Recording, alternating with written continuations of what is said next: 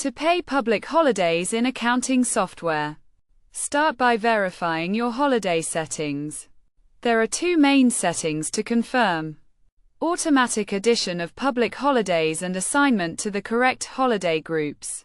The software automatically adds 6 public holidays up to 2 years in advance, with some holidays added once their official dates are confirmed. To process pay for a public holiday, access the payroll menu. Click on Pay Employees and choose the pay period that includes the public holiday. Review the employee pay details by clicking on their name to open their pay details.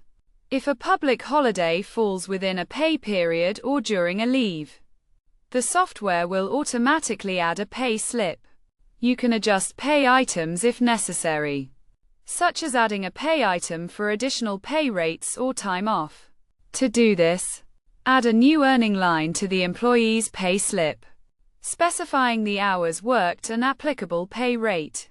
Once complete, finalize the pay period by reviewing all pay details for accuracy and clicking the Post Pay Period option to process payment and generate pay slips.